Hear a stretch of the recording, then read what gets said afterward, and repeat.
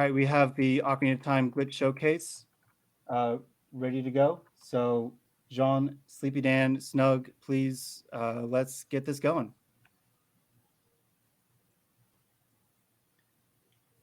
Hello. All right. Hello, everyone. How is your day / night / afternoon going? So I am Rin, also known as JEANBERNARDGAMING, and this is the name I will be uh, going by for this glitch exhibition. I'm probably And still gonna call him Rin. Sorry. yeah, out of Me habit, too. that's fine. It happens. So for this exhibition, I'm going to spend 2 hours showing off some of the simple glitches that this game has to offer, and also some of the more complicated ones. And I'll be aided by Dan and Snug. Hi, I'm Dan. I'm Snug. I've never actually run this game, but I've watched it a lot, and I'm a big nerd for it. I am about the same as Dan. I hope I can do a good job of showing you that this game is really cool. I trust you're going to do a good job. So just before we start showing off some glitches, I'm running this on emulator, but everything I do is console. You can do everything I did on console, and I'm playing for simplicity on a ROM hack called GZ, aka the practice ROM. So it's basically the same as the normal game, except you can show off a bunch of values. The values on the bottom left are an input viewer. So the left number is the horizontal axis on my joystick, and the other one is vertical. And you can see I press every button, and it shows up on the input viewer. And I can also show off some cool numbers. The one you see on the right now is Link's horizontal speed, which leads into the first part of this, which is a little bit of explaining how movement in this game works. So I want you all to keep track of those speeds because it's going to become relevant later. We can go much faster than that. So Link's normal running speed is about 6. The fastest method of going forward is rolling, which brings it up to 9. You can also backwalk, which is a consistent 9. It's slightly faster than rolling. And you can also side hop like this and backflip. So there's a lot of different movement options that you have in this game. And the most important part is that the movement in this game is entirely deterministic. And I'm going to pull up another number up.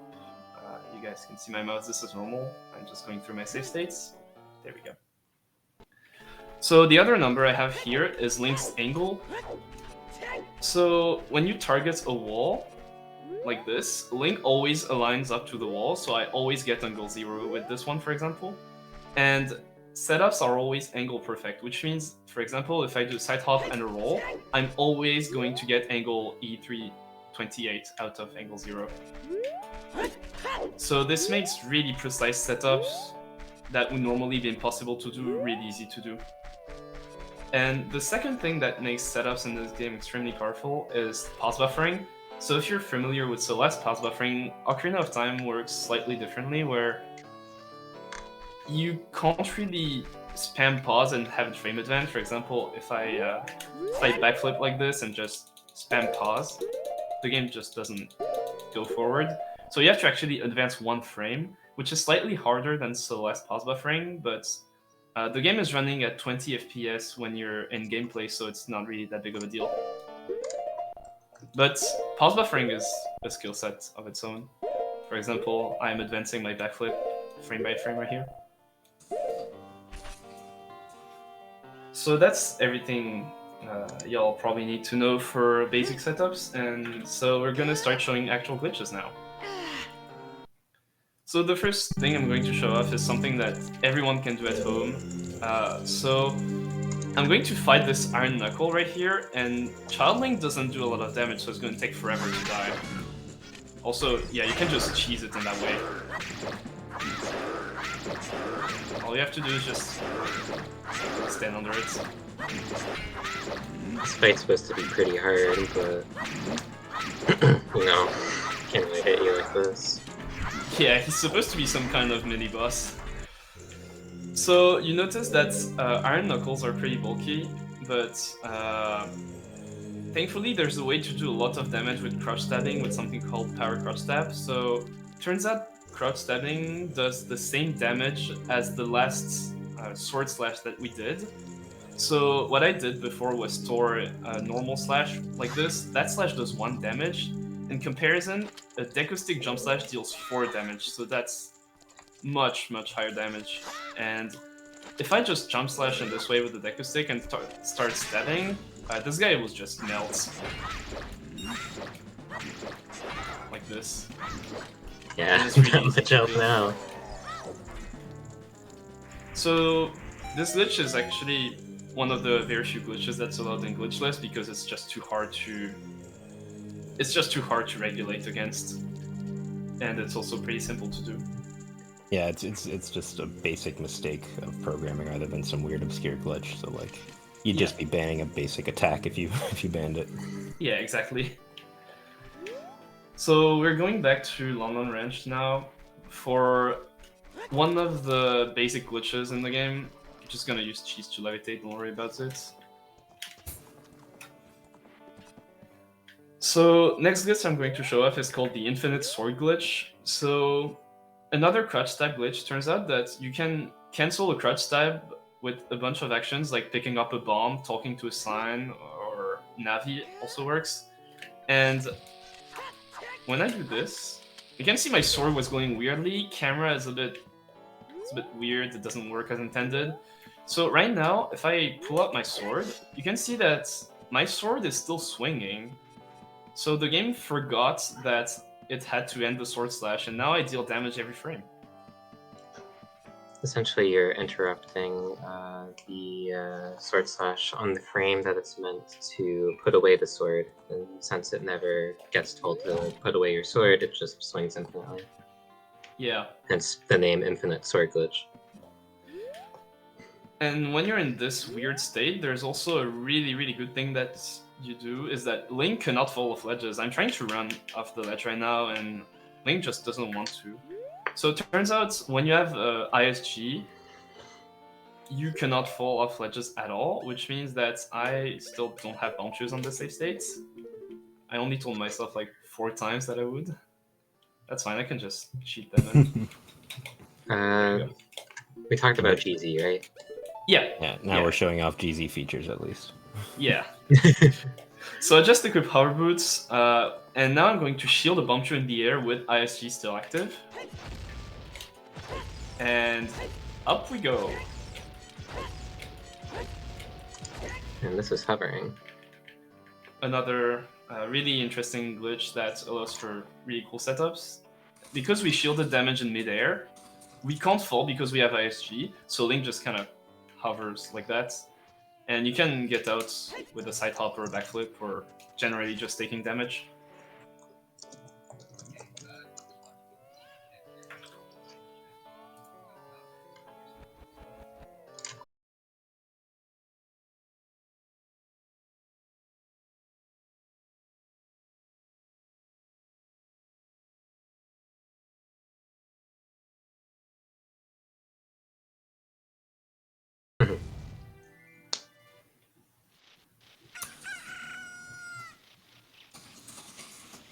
Good opportunity to put the Discord stream back up.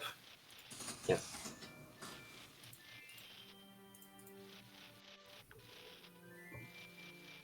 Yeah, I can see the Discord stream at least. Okay.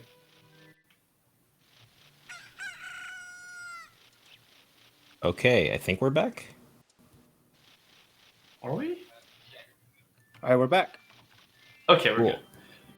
Alright, so one of the other cool speed glitches that I'm going to show off is a mega flip. I'll let my commentators take this one. I just want you guys in chat to look at the number on the right. Link speed is, because we can get really fast with this.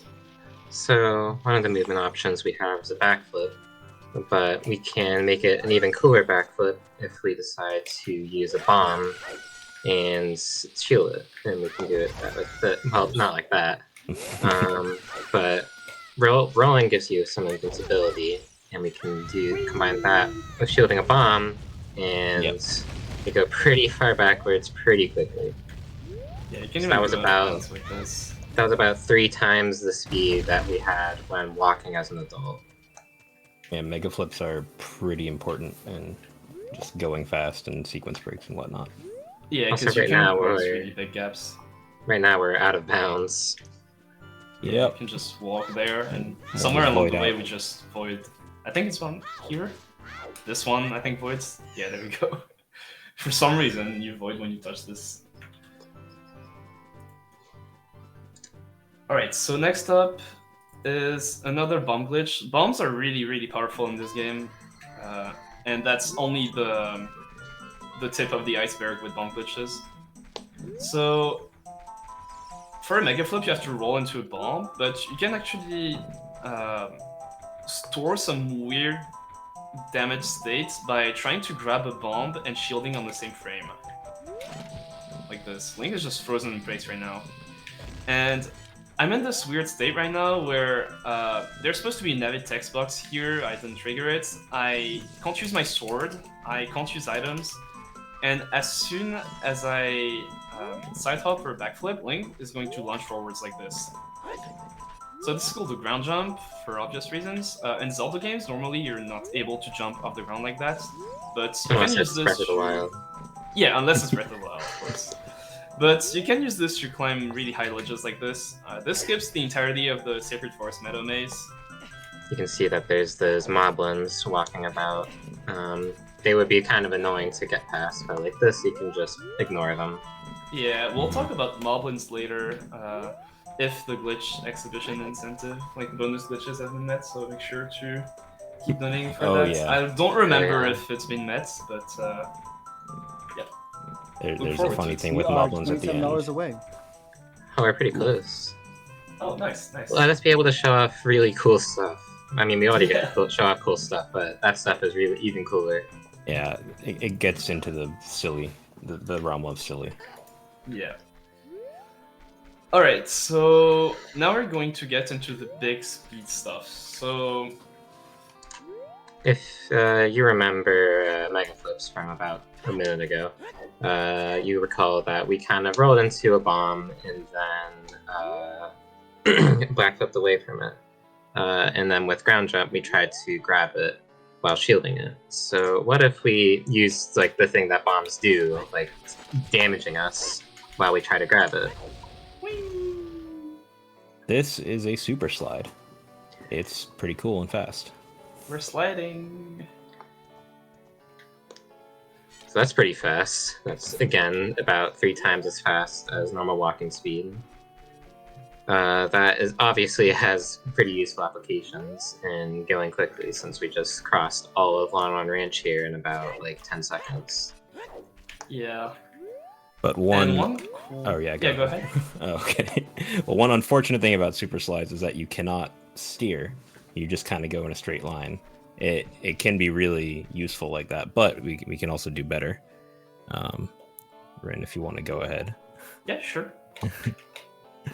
So if we try to steer, like normally, you would just end the super slide. But if we do it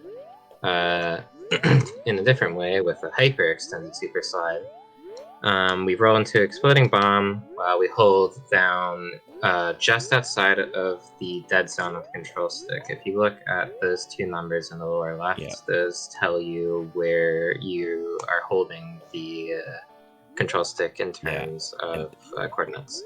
And that's out of 127, so like that's just barely outside of neutral when it's like 10. And Yeah. by holding in that specific position, when we do like a super slide, then we are able to steer the whole time while retaining that -18 speed. Yeah, for And some that's- reason that position called the SS position conserves speed, I'm not sure why. Yeah. And what's real, so that's called a HES, so hyper extended super slide, and like the absolute most hype tricks in glitched Ocarina of Time runs are like big long HESs where you steer through Yeah. obstacles and stuff. Those are the big time saves and the run killers, and they also look really cool. Yeah, you can hest through the entirety of Hanan Wasteland. It's really, really cool, but also really scary. Alright, so another movement conservation glitch using water this time. So I'm going to Mega Flip into water and use some interesting targeting to keep the water speed. If you hear that through his microphone, that's him spamming target. Yeah. So in the process of like going from not targeting to targeting, when you're in that state, your speed will be conserved, and so by spamming target, you're just constantly in that state, and you can keep all your speed. And that You is can a see super Link swim. shuffling in place. It's really He's not weird. able to actually start swimming. Yeah. So There's that's a pretty much lot of fun ways to move Yeah. pretty quickly. You got super swimming, got hyper extended super slides. There's a lot of good movement options in this game. Yeah, that's about all the main movement options we have. And another big, I would say, base trick is...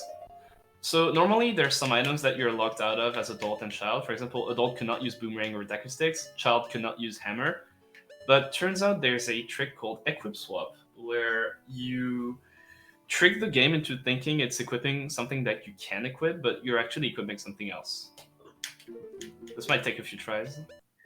Normally the game runs at 20 frames per second, and so each frame perfect trick is 1 in 20 There we go. frames, but this inventory menu runs at 30 frames per second. So this is actually a frame perfect trick, but not in Celeste terms. It would still be pretty easy in comparison, but Yeah. it's still frame perfect. Yeah. So when you equip the wrong item, some of them work normally. For example, boomerang is invisible, but once you throw it, it works normally even as adults. And right now the game thinks it's equipped Dinfire. I'm going to redo it with frame advance and other GZ features so you guys can see exactly what's going on. So if I press F left and C right on this frame... Oh, you missed it.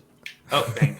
I mean, I got the trick, I just... You got the trick, but you missed Yeah. frame advance. Eagle-eyed observers will have noticed that the boomerang icon came from the Dinspire. Yeah, that's... We get do it correctly here. Oops. That's Oh. Dinspire.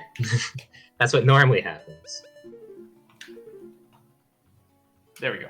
So yeah, so now you can see the boomerang is coming from the Dinspire slot. Also, egg roll buddy in chat. I would say in general it does depend on the type of run, but I think everything we've covered so far you will see in a regular hundo run. Yeah, even Parrot Crutch Stab you will see in glitchless runs, and Hundo is just a gauntlet of tricks and glitches. Yeah, Really and I cool. specifically mean hundo no SRM. And by the way, there's a Yeah. there's a total game-shattering class of glitches called stale reference manipulation. We would need a PhD in computer science and theoretical physics to be able to properly talk about SRM. We will not Just be talking manipulate a about SRM. neutrino to hit your transistor or something. Yeah. Dan has a degree in normal physics, but we're still not quite there. Alright, so here's the last kind of base type of clip and trick I'm going to show off. So this one, y'all can just pull out your cartridge and do this at home. It's really easy. Just target this wall, pull out your sword and jump slash here, and you're out of bounds. Yeah. Collision, bad. So if you played this game before, you may recognize this area. Right behind us now is King Zora, and you might remember his animation that takes quite a long time. Dan is currently doing a very good impression of it. Yeah, he's so good at this impression. I don't know how he does it. Alright, so that's it for the main basic kind of movement glitches. So now what we're gonna do, we're gonna show off some sequence breaks that we see as child and adult in Overworld and in some dungeons. So Can I the get a first quick thing- bourbon? Sorry, go ahead. Can I get a quick bourbon? Wait, what? Yeah. Sorry, go I for just it, spaced out for a bit. My bad. So, turns out this guy is supposed to block you from entering Hyrule Field. You're supposed to be Deku Tree first. But with the right angle, you just kind of stand in the corner, pull out sword. Deku Tree's the first dungeon. Yeah. yeah. And if you crouch stab with this position and angle, you can clip into him. Which So looks now we're kind of inside. weird. Yeah, it's really weird. And now we're inside. He's still trying to block us, but we can kind of roll under him, if I can get this right. He can be kind of a pain sometimes. There we go. And that lets you skip the entire first dungeon of the game. Yeah, it's one of the many ways to escape Coquille Forest early. There's actually one way that lets you do it without items, which don't tell Uni, but that's sub-pixel perfect. It's actually like float precise. That's how dumb this way is. It's not really human viable. Yeah. So once most runs have escaped Coquille Forest, the first thing they do is go to Kakariko Village and get a bottle. Bottle will come in handy later in the glitch exhibition, but for now, what we're gonna do is we're gonna go into the well early. So I'm going to jump slash and cold Navi as I get back up, and because I'm in a cutscene state, I just fall down and ignore the water. And now that we get into bottom of the well, we're going to do another really big sequence break. Snug, if you can take it from here. So inside the bottom of the well has a chest which contains bomb chews, and as you saw previously, there's quite a few exploits that involve explosives. So since this chest that has explosives in it is actually pretty early in the game, it's in Kakariko, you can get into this dungeon pretty fast. Oh, I don't have You can actually- access that chest, it would be pretty cool, but there's quite a few obstacles between you and getting to that chest. It's in that first room that we just entered where Ren tried to get ISG from a pot. But it's behind like a mound of dirt that you would have to explode with explosives, but we're trying to get explosives. So our goal is to get to that chest, and what Ren is trying to set up is the worst trick in the game. Oh my This is god, please! This is inverted camera, which allows you It's to literally not possible. face as the you can opposite see. direction of where your camera is. Everyone hates this trick. This lets us see the bubble, which is that skull with flames around it, There we go. which lets us There time we go. this trick here that we're about to do a bit easier. So with ISG, when we try to do hovering, when we took a hit like that, we just kind of float in the air like this. And right now we're just next to a pit. So if we, in the air like this, activate a cutscene, such as someone like pulling out an ocarina, then we can manage to just fall into this pit. And we move a little bit, and then we pull out the ocarina, which is a cutscene item. And we Pause fall for a through the pit question. here. So during that cutscene there, you might notice that we're now in the very unloaded area. The game has all the collision available, both out actually loading the area properly, and since Yeah, we you can were see in, the collision now. since we were in the cutscene, it didn't load the area correctly, and Yeah, so now skip we're in the over it. unloaded basement at the bottom of the well. And now we can get pretty close to that bomb chew chest. The chest is up here. Yeah, it's right up over there. It's right up Yeah. above us. Right above, yeah. And right here is some water.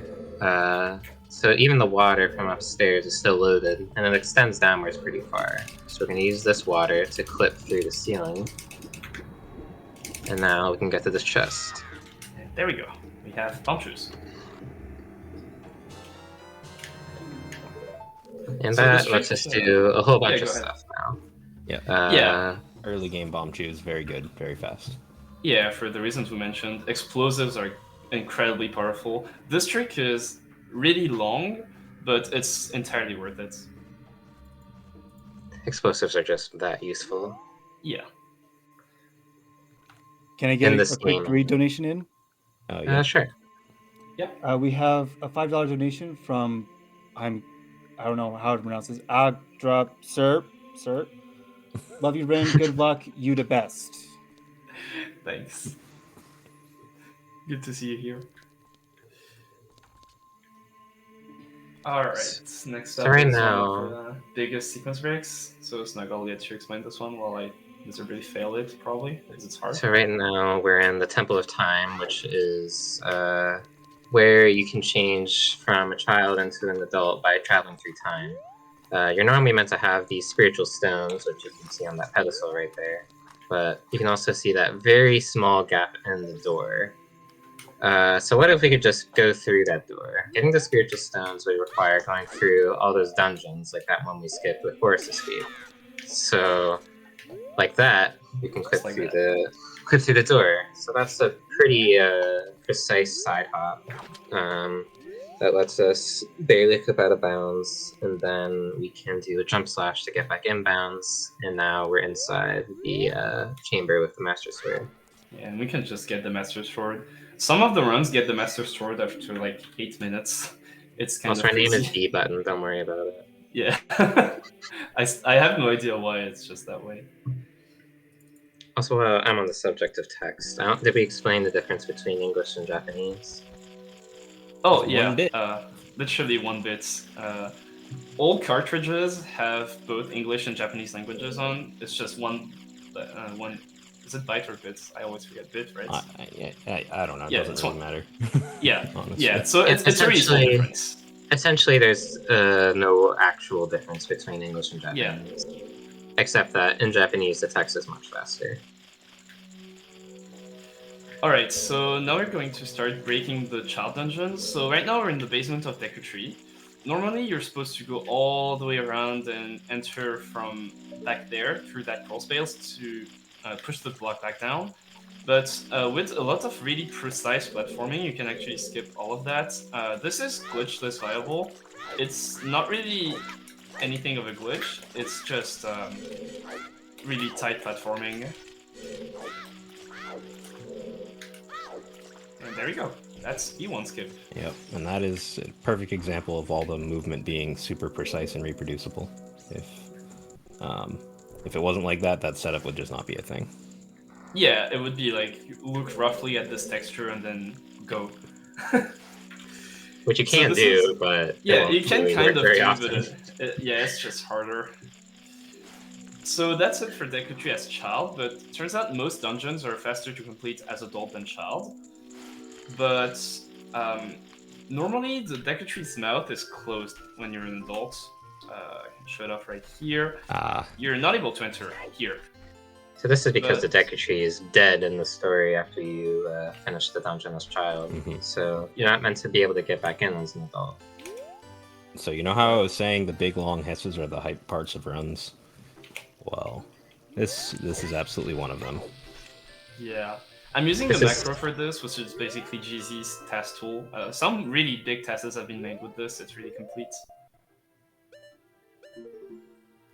Just equipping sticks, so we can pull them out, equipping hover boots, and we're gonna enter from behind, and barely manage to jump slash back in.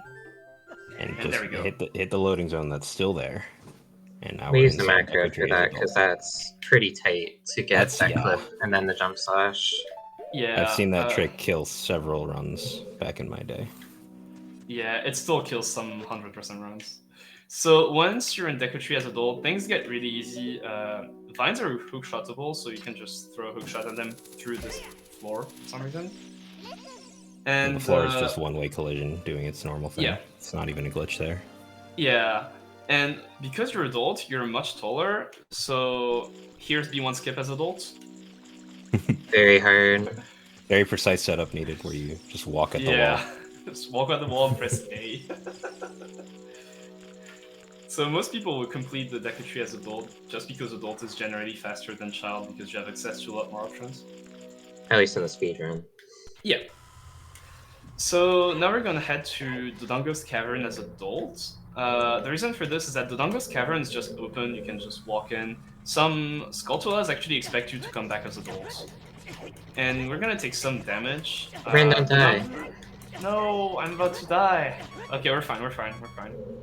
So as a heads up, the number on the right is Link's vertical velocity, -4 is just gravity. So I'm going to pull out hook shots right here. Backflip. Oh, that was 1 frame late. I can back this up, that's fine. This trick has a really cool name. Once it happens. I think I have to equip this as well. This is an obscure backup, don't worry about it. Okay, yeah, I've never seen this. I wasn't taught to explain this. So I just equip swapped a fairy So right now, I use Din's Fire to revive, and the game, instead of Din's using an Fire? actual fairy, just use the Din's Fire slot because that's what the game thinks I just used. Yeah. Yeah, Snug, that was not misspeaking. Rin used Inspire to revive. Funny glitch. How many applications Inspire has? You can It's use boomerangs. Anyway, yeah, so the goal of this setup is to die during the hookshot animation at a specific point. And this is called Doom Jump because, well, maybe you can guess. And so by having an extra fairy, you revive on top of here.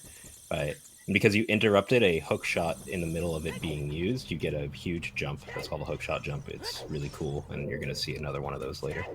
Yeah, for some reason you have really high vertical speed when on the first frame that you hookshot something. I'm not sure why, but it just works like that. So that chest right in front. That chest right in front of Ren is the bomb bag chest, which lets you get bombs, which are another explosive. So this lets you get all the way this far into the dungeon, which is pretty cool. Yeah, another quick way to get explosives. Doom Jump is in a lot of runs because of that, because it's bombs early. And here's the last child dungeon. So the setup to enter this one as adult is much harder. So right now, Jabu Jabu is not here, but the loading zone to enter Jabu Jabu's belly is still here. Jabu Jabu is a big fish, for reference. Yeah. So this is a really annoying setup that I don't know if I've ever seen anybody say they like. Everyone hates this trick. Yeah, where I don't fully understand the specifics, but basically because the loading zone is still there under the ice, you have to do some stuff that involves getting pushed off by the bomb explosion, I think, then changing boots on the right frames, and then jump slashing, and yeah, you'll see. Yeah, we're going to do a variant of the Mega Flip called the Mega Side Hop with hover boots, which is going to recoil in a really weird way. Whoops. Okay, let's try this again. Please target Link. Oh, okay, I think I have to redo it. That's fine. The setup is pretty annoying, but it's easy to do, thankfully. Something you may have noticed while he was pause buffering for this trick is that you can pause on the exact same phrase on the exact same frame that you unpaused on. So pause buffering is a bit tricky to do. I'll just cheat my way. Now we're just cheating with practice skills. Just frame it. Not like that. It's a little bit easier. All right. So now we look for the frame where Link moves slightly to the right. So I'm building speed right now thanks to the hover boots. I just build it really slowly, and I'm gonna use this to build just the right amount of speed and unequip hover boots, and advance exactly 2 frames. And equip hover boots again, and there we go. Yeah, we just flipped into the ice for like 1 frame there. Managed to touch the loading zone that's still there, and we entered the fish that is not there. Hooray. He knew this much could be under the ice. And now yeah, it's really well hidden. So Jabu Jabu's belly as adult isn't really interesting. It's actually a bit harder to do as adult than child because you have a lot of intricacies with Boomerang. To get Boomerang, you don't really have a choice. You have to talk to Rudo and carry her all the way. Rudo is this person we're about to meet. Rudo's kind of annoying. There we go. Yeah, you have to go through an entire auto-scroller where Rudo falls down, and you have to pick her back up, and you have to go up an elevator. She's like Theo, but way worse, because she actively makes it harder. Yeah. Whereas Theo just kind of sits there, but Rudo is working against you. It's great. Are they Rudo Ochos? I would love. I think it would be cool if you could Rudo with. Can you Hess with Rudo? You can Z slide with Rudo, I guess. That's close enough. That kind of works.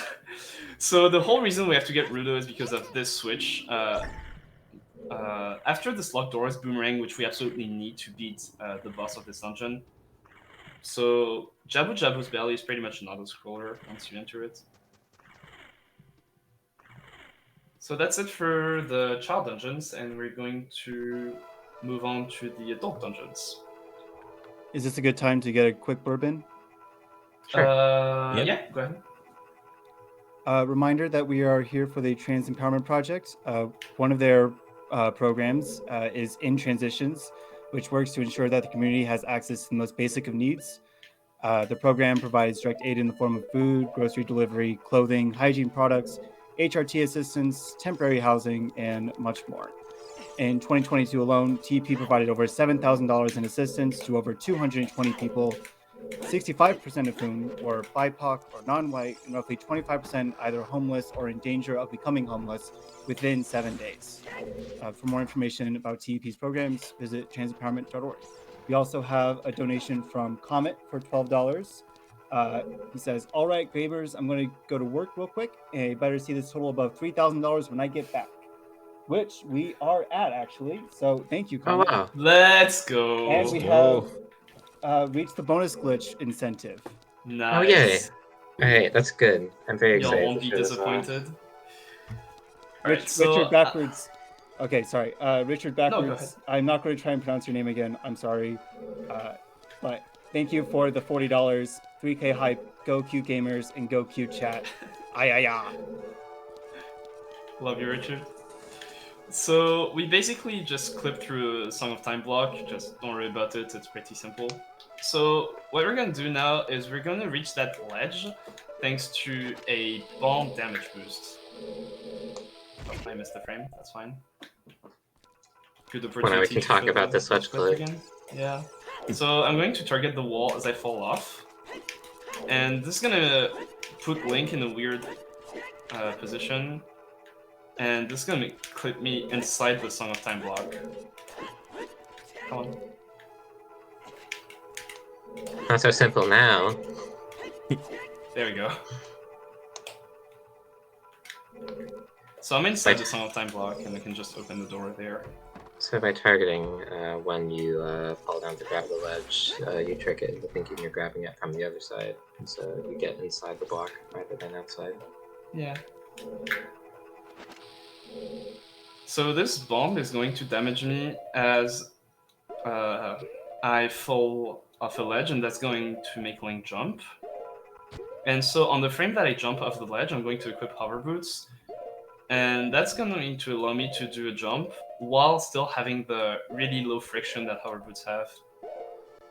Should be the right frame. Yeah. Because So you get a can't really bunch of jump off speed. ledges. Yeah, You there we get go. a bunch of speed with the normal boots, then you equip hover boots, so the long slow acceleration applies after you have a bunch of speed, so you just go. It's great. Yeah, and you can reach this really late key in Forest Temple like that. It skips like 2 or 3 keys, I forgot how much, but it's a pretty big sequence break. Which is most of the dungeon. Yeah, exactly. And now I'm going to do something really interesting.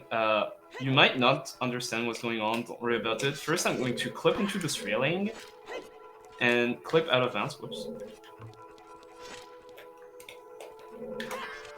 We'll explain this after.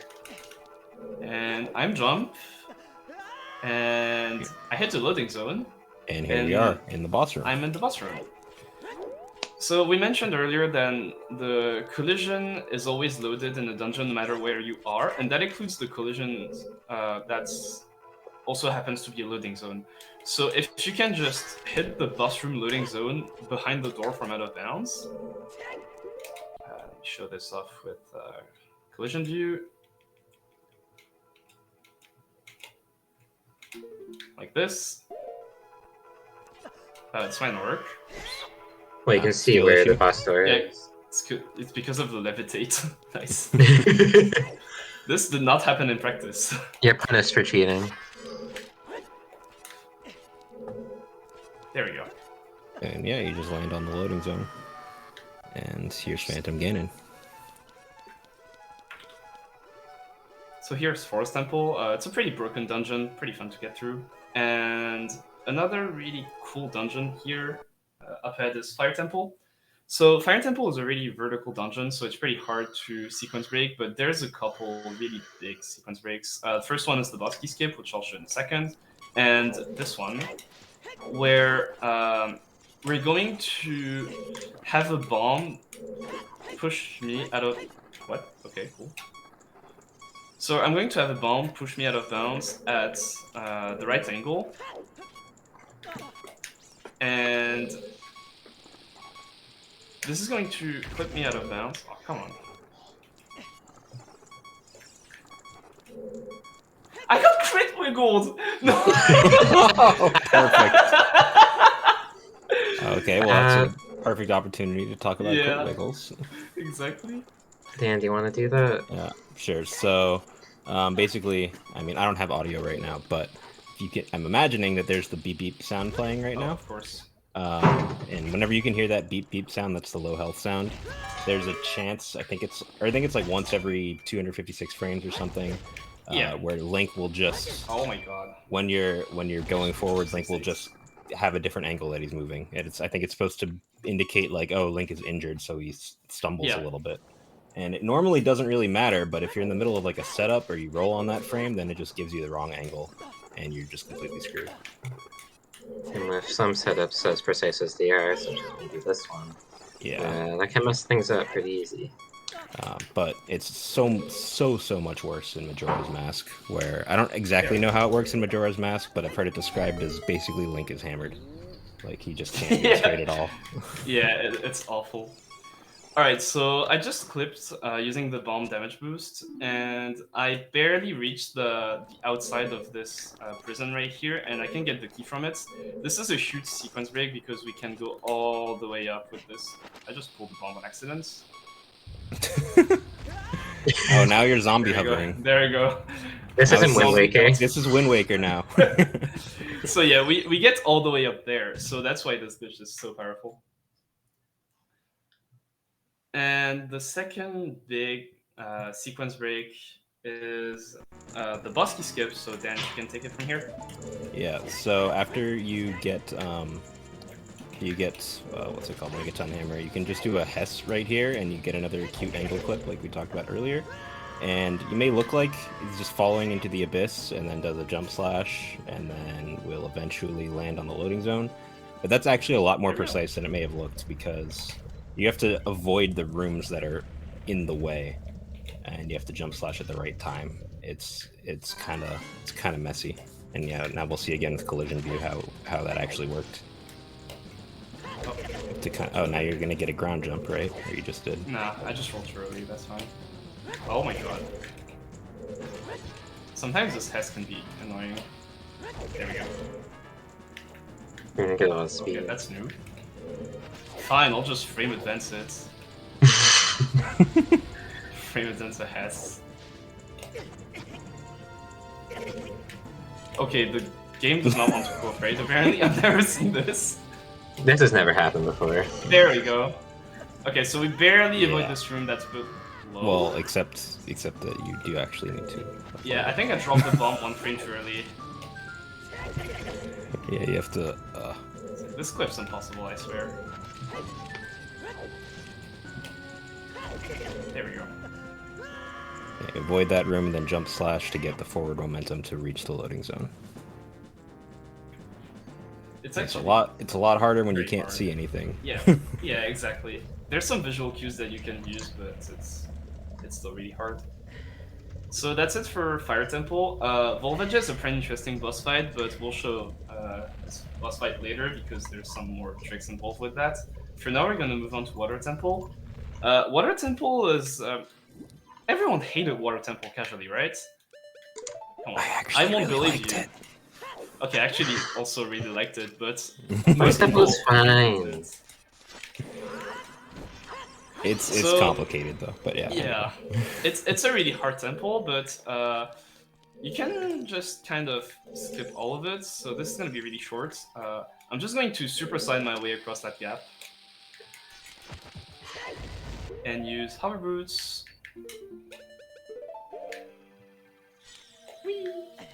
And yeah, hover boots just keep the speed up from the super slide, and it's easy. Nice. And we can actually just skip the boss key entirely in a different way than reaching the loading zone out of bounds. So I'm going to do what's called a ground clip. check my notes real quick. Yeah. So what we're gonna do is we're gonna get ISG and hover. That's the Navi ISG right here. And I'm gonna do a small hover. And I'm going to use this bomb to push me out of bounds as I snap back to the ground. That's gonna clip me inside the door.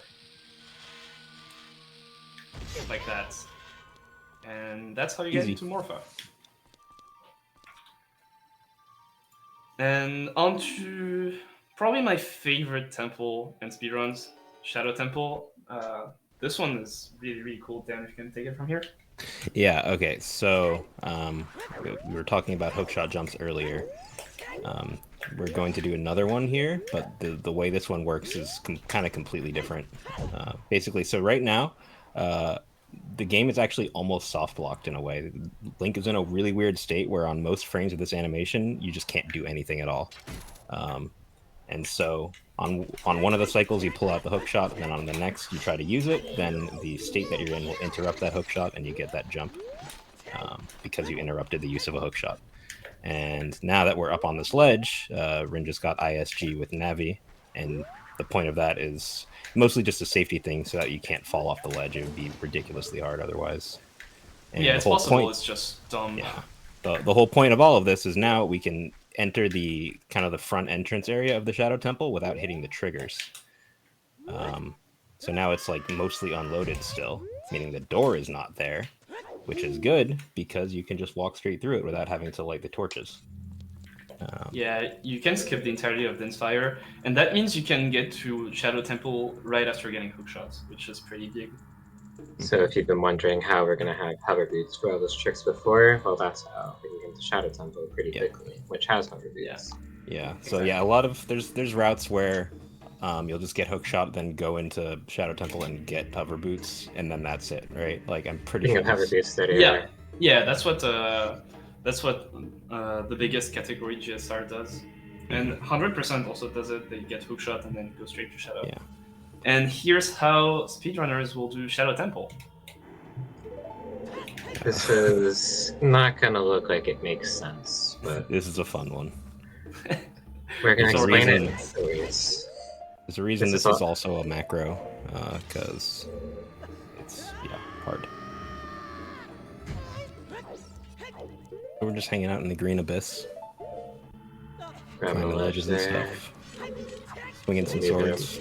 around in weird blaze, we're gonna use the deck, and now we're gonna pull out a bomb shooter and explode it, and hey, we're in a loading zone now.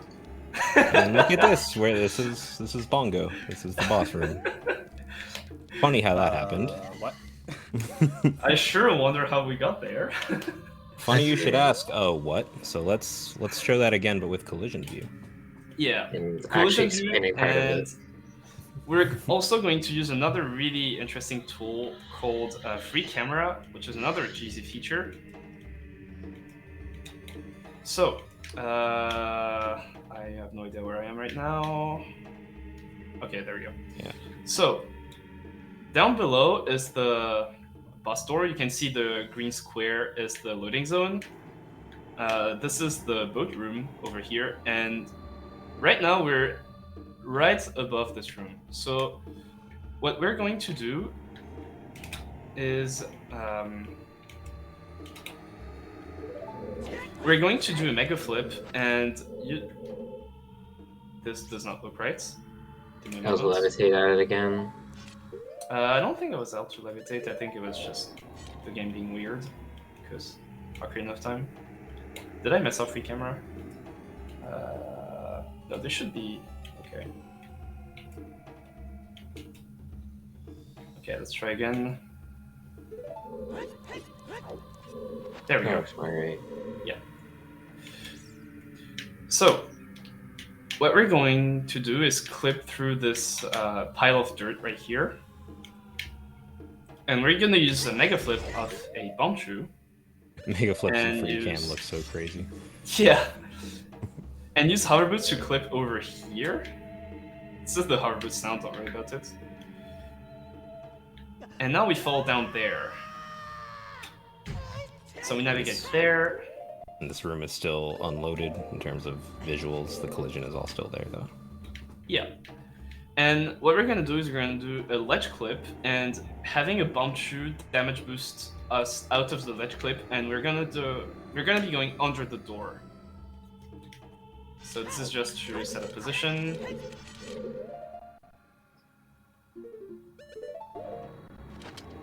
So bomb shoe makes the deck nut makes the bomb shoe explode, which damage boosts us under the door, and free camera messes everything up again. And there We we get go. under the door thanks to a ledge clip again. Yeah. So that's boat skip. It's a pretty huge skip. Also extremely hard, which is why I made the macro for it. The name is pretty easy to understand. It's called boat skip because it skips the boat. We're gonna Nothing explain else, just the boat. It doesn't skip like most of the dungeon or anything. It's just Yeah. skips the boat. It skips the boat. It does skip the boat. This is true. So some of these names are like pretty good, but we're gonna see some names later that aren't good. But that's later. For now, we have Spirit Temple, specifically this is Desert Colossus. Can I get a quick bourbon? Sure. Yep. In just a second, probably, Okay. as we get the hover going. So, Spirit Temple has 3 different entrances into it. It has this front entrance, which you can see right in front of you. And there's these 2 entrances that are on the hands. It's kind of like a statue. And there's hands that have entrances next to them. Yeah, it's And- way drunk, apparently. What we want to do is employ hovering to get up to the hands, and we can enter Spirit from like almost partway through and get some of the items that are on those hands. What some of the items includes the silver gauntlets and the mirror shield, which one of those, the mirror shield, is required for defeating the boss. But it's a pretty long way up to get to those hands. And to start this hover, we're trying to There get we this go. glare to cooperate. That's the So we hardest can part. start to hover in the air. And this is when you have time for donations as I hover up. Thanks. Chuckles donated $25. He says $25 because Ocarina of Time came out 25 years ago. If I had known about these glitches in 1998, I would have been the coolest kid at school. Definitely.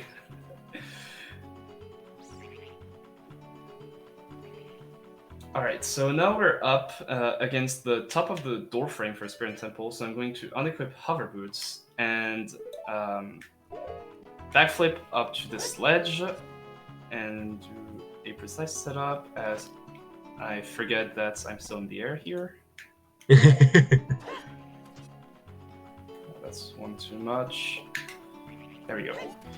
So I have to pull out hookshot here because sometimes this guy can come up to you and try to attack you while you're doing the hover. This is a gway. They're a bird. We have a quick question from chat. Yeah, How much to go show off the max percent child Gwei hover? About $1 million might do it. Probably. So that Get the money question is rolling. It's referring to what if you just use the glay for every single hover to get up to Spirit, and you're not even allowed to do this next thing that we're going to do, which is use hookshot, because as a child you cannot use hookshot. In fact, it will crash the game. So like that, we're now able to use hookshot to get to this chest, but it's not quite over. Yeah, we need to get to the other side. That's my Nork. Yeah. We can just super slide across though. Also, you might notice how the bomb counts aren't depleting even though we're using several of them. That's GZ again. Yeah, that's not a glitch. It's actually a feature. It would be a cool glitch. It would. I wish there was that If glitch.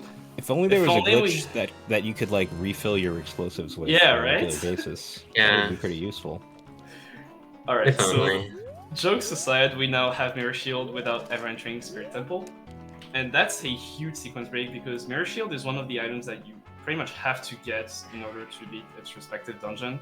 For example, Phantom Ganon, you don't really need Bow to beat him. You can use Hookshot or Boomerang. There's a bunch of other items that work. But for the Spirit Temple boss, specifically, you do need Mirror Shield.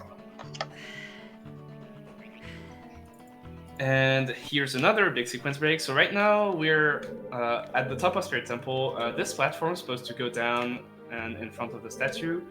And what we're gonna do is we're gonna exit this room as we load this other room. So this bomb is going to activate this crystal switch. And so Link tried to enter the door right here, but the cutscene prevented him from actually going through. So right now, this room on the other side is the room that's loaded. And so that means some of the actors in this room have disappeared. That includes the chains right here and this platform. We can actually see the hub room down below. And we're going to do a precise setup. This one might take a few tries as well. It can randomly not work.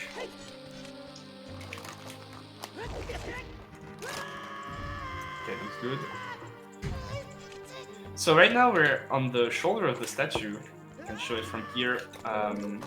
So there's this huge statue that you're supposed to get through. And we're on right next to the head. So we're gonna do something called shield scouting to advance some units. And Link is behaving in a weird way right now.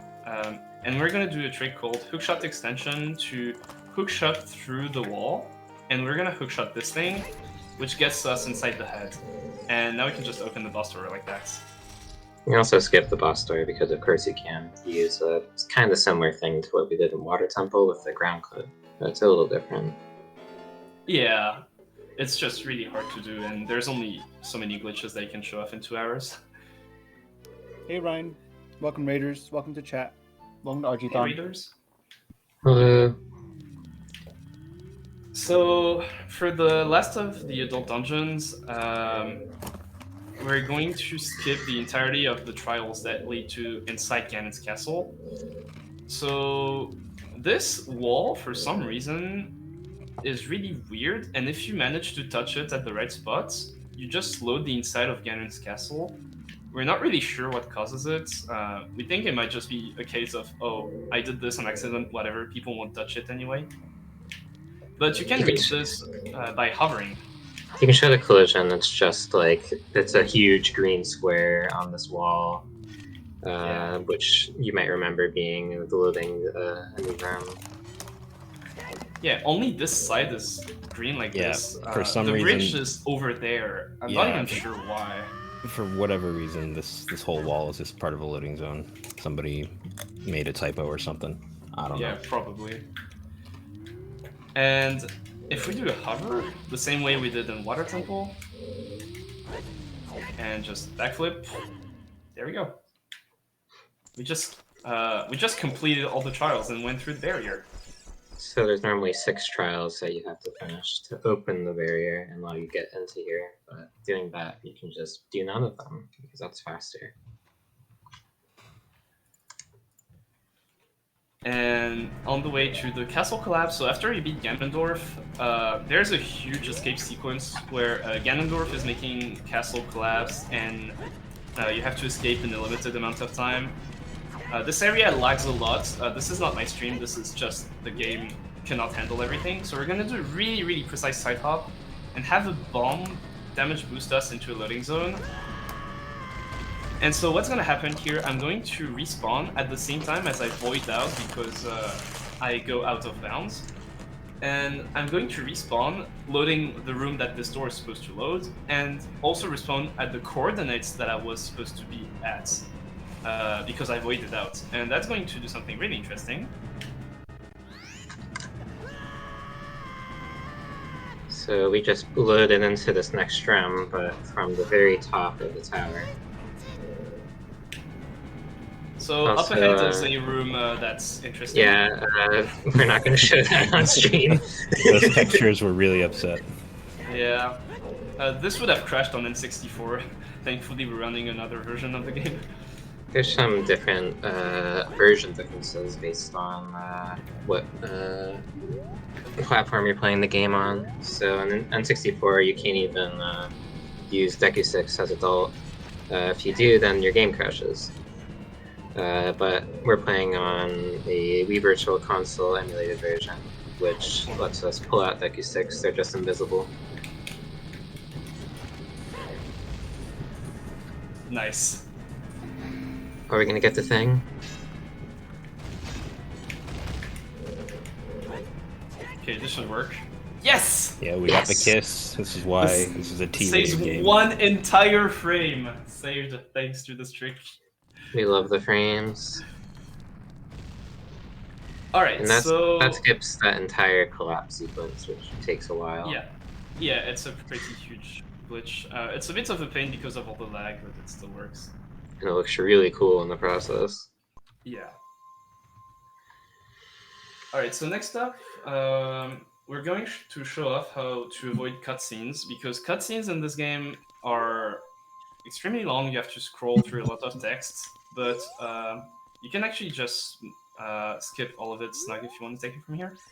So you may remember us skipping past this door as a child. Well, we still have to get through it as an adult. We didn't open it. So what we can do as an adult is use the recoil from a sword, like the Master Sword here. If Ren can frame advance, there we go. And by doing it on the right frame, Okay, this should be the right frame. you can use hover boots to be out of bounds while this cutscene starts. So that's Chic, they're no one else, and they teach you this new song that lets you warp to the Temple of Time. That's a very long cutscene, we don't want to watch it, but if we start the cutscene and then void out, then we still get the song. So that yellow song here, that's the song that we would get from that cutscene, but we didn't watch the entire thing, we just started it. So these warp songs are just given to you when you start the cutscene. And you can actually skip a lot of cutscenes like that by starting them and then immediately ending them. Yeah, either voiding out or dying or whatever. You can get into the Master Sword Chamber in a similar way without voiding out. You just turn more tightly. Yeah, it's just a different input, but the idea for the clip is the same. And another way to skip a cutscene is by dying as the cutscene starts. So I'm going to do a position setup and have this bomb, push me out of bounds. Oh my god. So the bomb's going to push my shield back and hit me at the same time because of funny shield hitboxes. And you can see here I have 0 hearts, so as soon as I gain control of Link, I will die. Thankfully, I just died entering the Minuet of Forest cutscene. So you might be asking, okay, this is cool, Jean-Bernard, but this trick isn't really useful because you have to go into Forest Temple first. Well, I will reply this is correct, but it's a really good way to show off that how you can die and start the cutscene at the same time, and the idea is the same. As soon as I respawn here, I will get Minuet of Forest. It also looks cool, so meh. Yeah. Yeah, there we go. And you can do something similar with medallion cutscenes. When you get to the Chamber of Sages, you get to meet sages and stuff. That's really long, we don't want to see any of that.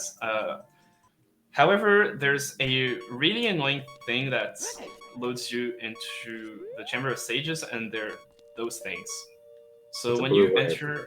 Yeah, when you enter a blue warp, you lose control of Link because it starts the cutscene where Link walks into it and then he's being spun around and transported into the Chamber of Sages.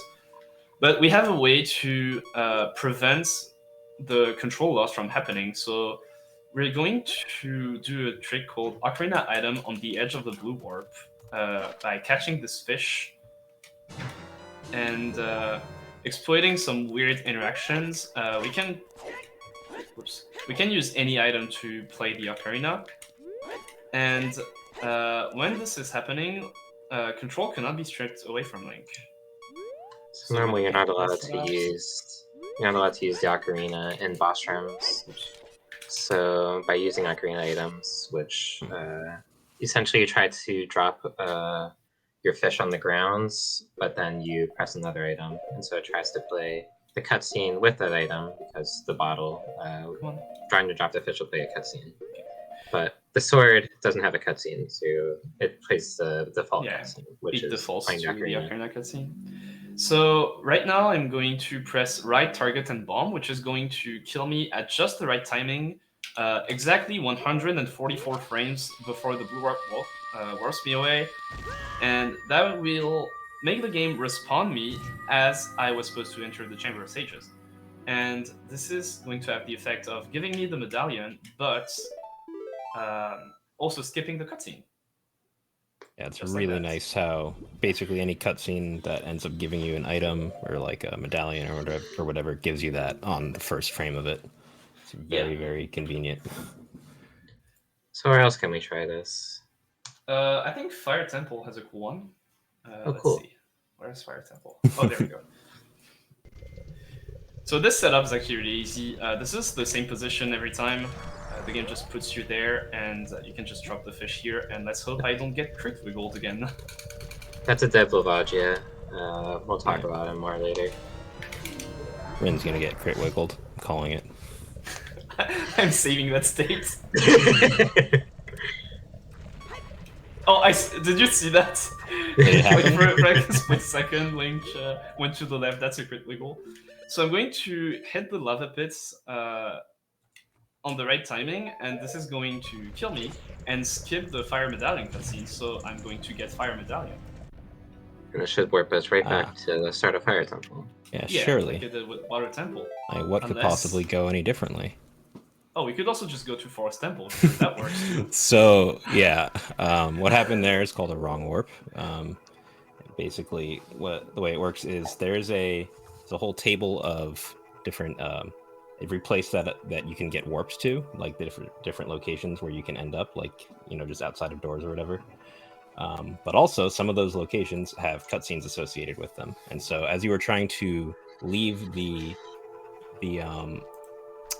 you're trying to leave the fire temple there, normally the what boss actually room. happens as you're trying to leave that boss room, you don't get warped straight to the straight to the Chamber of Sages. You get warped to you first see a cutscene from the perspective of Kakariko Village, and that's handled as a certain Kakariko Village spot plus a cutscene offset, because all the cutscenes are considered things that you can get warped into as well, so they're also in that table, and they have a specific offset from a certain from each location that they correspond to. But so the game sets the cutscene offset and the location because that's where you're going to go next. But then because you die, it sets your new location to the entrance to the fire temple. But the cutscene offset is still there, and so those numbers get added together, and what you end up with is the index for Forest Temple. Yeah, basically the game warps you to two places at once, Yeah. and it's trying to start the cutscene in the place that doesn't have one, so you end up somewhere completely different. And this actually has a lot of limitations, but we're not going to go into detail because wrong warping is extremely complicated. Yep. But You're there's kind of a at the good mercy. video. You're at the mercy of the order of the entrances in this big table. But yeah, there's a great video by Bismuth, and I was supposed to have the link ready, and I failed. That's fine. I can just load the next save state in the meantime. Let me find it. During the meantime, Simplex wanted to talk about incentives. Simplex wanted to do that. Yeah, we have two incentives right now. We have the Monica's D-Sides task. I know tasking is like Celeste tasking is just really cool. Bunch of subpixel manipulations. If you want to, a degree in Celeste tasking, you pretty much need a bachelor's. It's not to like the PhD level of computer science in OOT.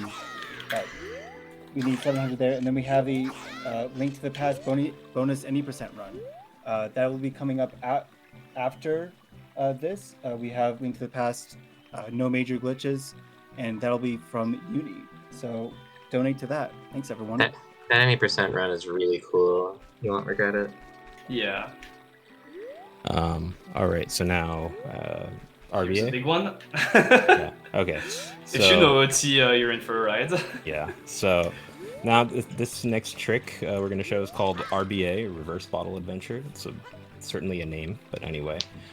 The first step to it is to get a bottle on your B button, and the way to do that, as Ren is doing right now, is to use a bottle and then trick. Like normally, the game will associate. It needs to assign an item to an equipped slot, and the way it knows which slot to equip to is based on which button you press last. And so you trick the game into having your B button as your last press button after you use a bottle, and then you get a bottle on B. Exactly. But anyway, So bottles are very strange items because they are items that can actually change. By which I mean like you can have a bottle with a fish in it or just an empty bottle, and the game just treats those as totally different item IDs. Exactly. It just treats it as changing the item in the slot. And so when you use a bottle, it needs to update the item ID both on the C button slot and also in the inventory. And those are different locations in memory. And so there's a system in place because there's 4 identical bottle slots. So it doesn't actually know automatically which one it came from. Do you have the graphic ready? Yeah, sure. I can pull it off. So there's a system that the game uses to track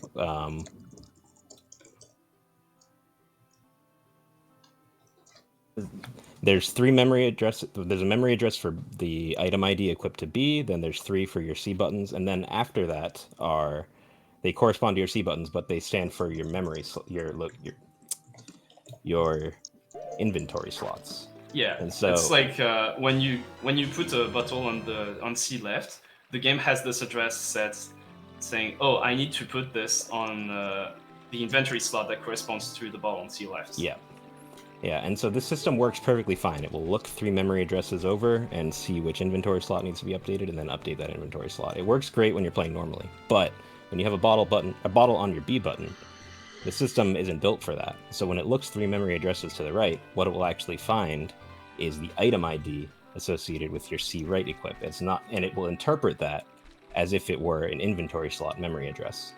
And so by having certain items on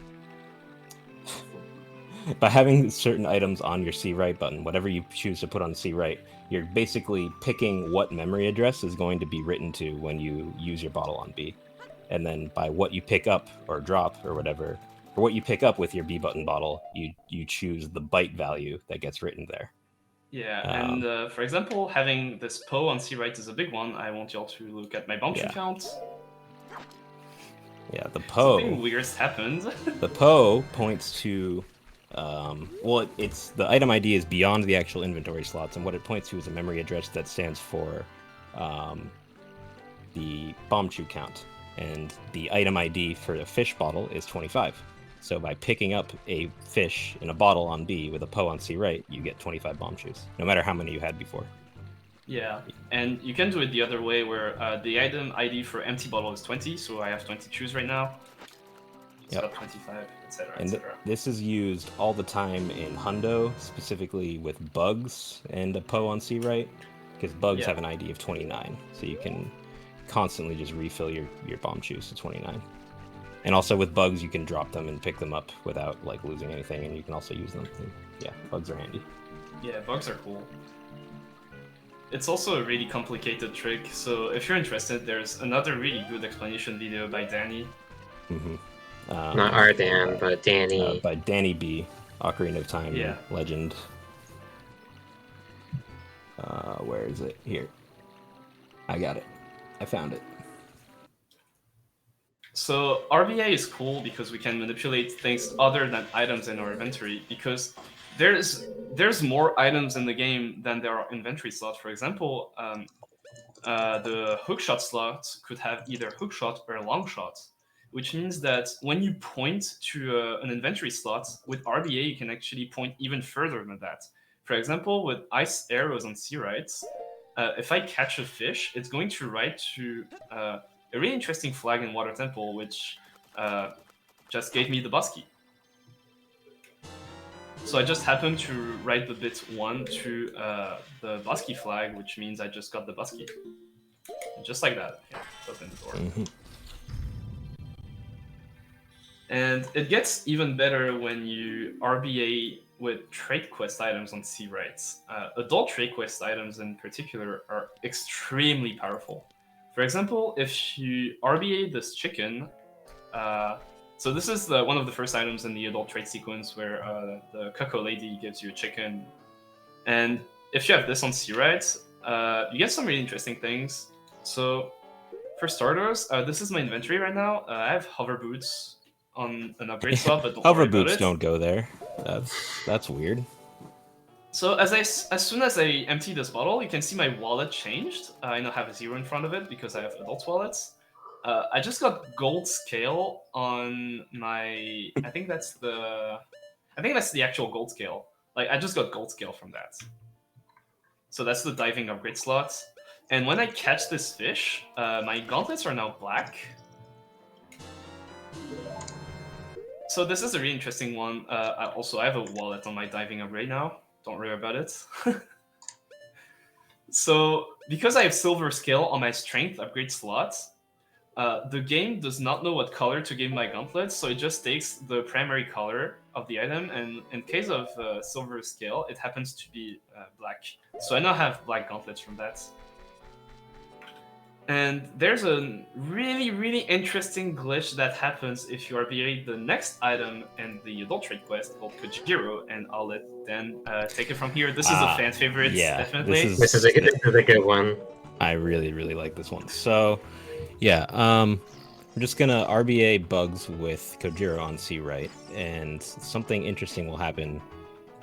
People who have played this game before know that the quiver can have max values of 30, 40, or 50, right? But when you RBA with Kojiro on C right, you get a quiver with 20 for some reason. And so the game interprets this as having the maximum value for your quiver, just because reasons I don't really understand. And so now we're going to do this mini game that earns you a quiver upgrade.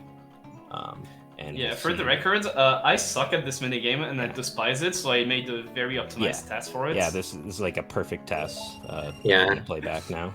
You're gonna see no mistakes. So the best score that you can get is 2,000, and Rin is going to like just somehow get even better than 2,000. If you have time for a couple donations in, that's a good time. While I do this really optimized task. Yeah, computer precision playing back these inputs right now. It's really quite beautiful to watch. Yeah, I just wanted to say the Trans Empowerment Project also has like a project care program, which asks medical providers to step up and show their camaraderie towards trans lives. TEP works to educate mental and physical health care providers on the trans community and how to best care for them.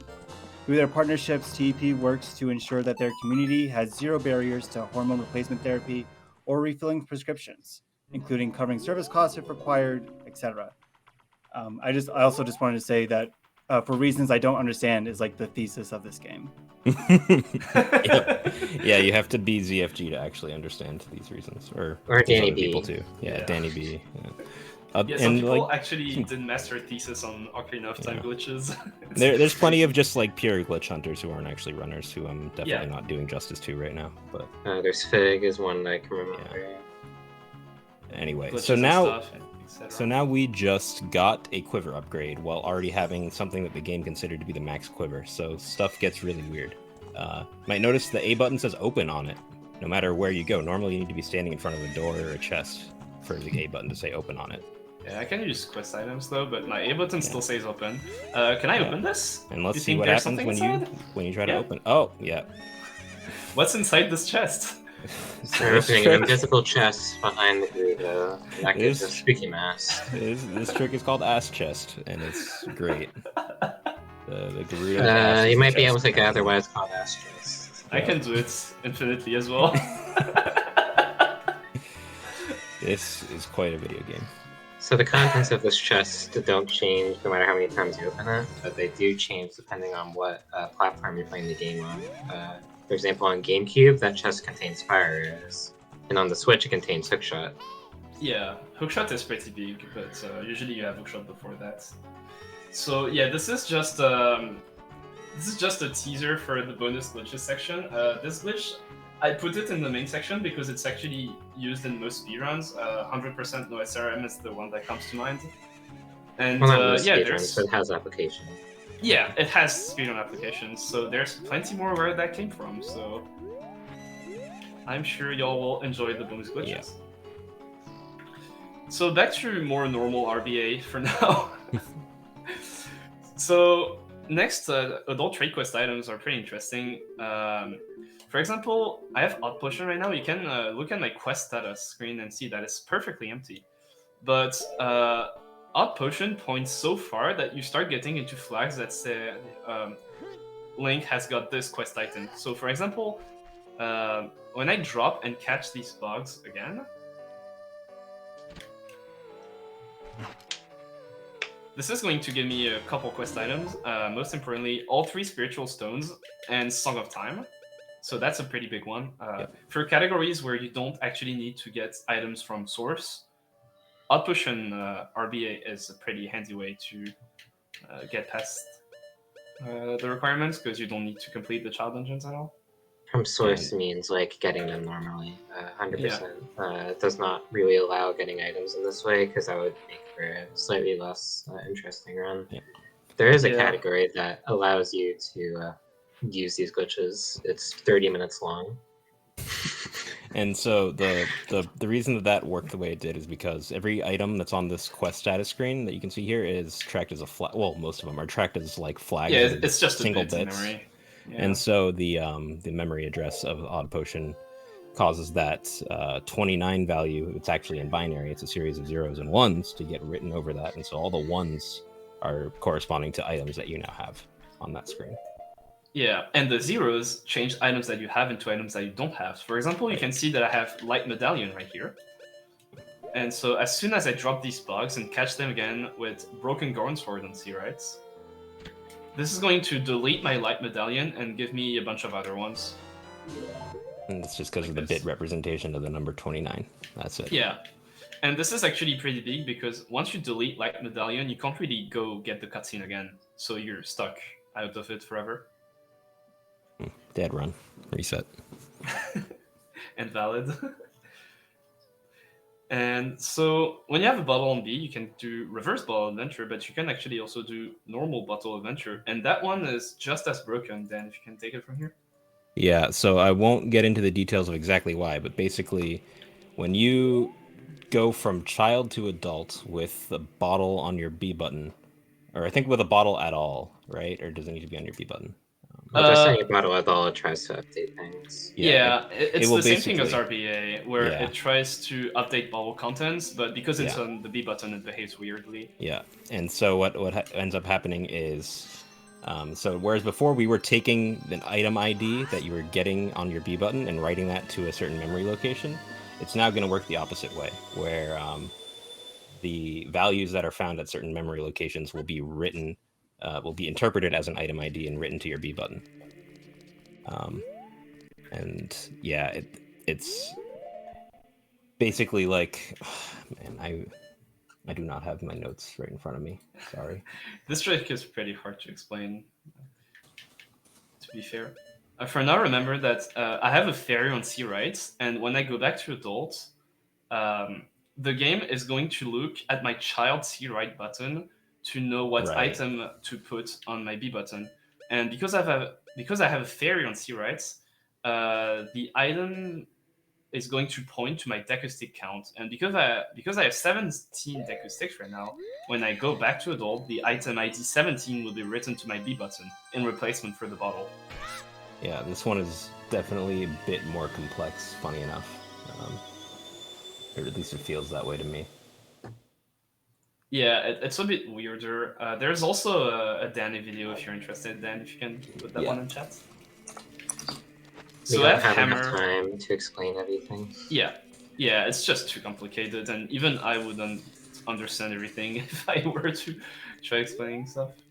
So the B button is interesting because it's restricted in different ways than the other ones. For example, you're not supposed to be able to use Deku Sticks in Temple of Time, but if I have Deku Sticks on my B button, which I'm gonna do thanks to cheats. Where are you, sticks? There we go. So because the sticks are on my B button, I can just pull them and use them normally. Because the B button isn't restricted in the same way. Where basically wherever you can use your sword, you can use any item that's on B. That's the way the game works. It doesn't restrict the item, just the buttons. And so right now we're gonna go ahead and break some sticks. Wait, no, that's not how it works. This works pretty differently. I have to break some sticks as a child first. You may have noticed that when breaking a stick, it was the giant's knife. Yeah. Because Adult Link, that's the thing that he can swing with B that can break. That's the animation that plays for it. Yeah, the game is just cares for breakable objects. Okay, child is Deku Stick, adult is Broken Guard Sword. it doesn't care what's actually being broken here. All right, so Can I jump in real quick? Yeah, go ahead. We have a donation from Tingle on a Pringle. Never thought I would say that. These usernames for $3. Thank you for that. And then we also have there's a question in chat. Does no Ace 100% NSR still exist? I think it does. At the very least, it exists in our hearts. No Ace is wasn't a, is I don't think it exists as a category anymore because Well, it might be you in can category extensions somewhere. You can break a lot of things even without using arbitrary code execution, which is something that you can do in this game. Again, it's from stale reference manipulation, which we don't have enough time or the ability to get into. So it kind of exists there. Like, you can do any percentage without SRM, that's a category. But... Yeah. Yeah. What's funny is, at least in my experience, when you're talking about OOT categories, rather than specifying no SRM, people usually specify SRM when it is allowed, because Yeah. most categories that people like to run ban it. Alright, so I have broken a couple sticks. I now have 13 sticks. So when I go back to adult, this is going to write item ID 13 on my B button, and that's a pretty big one.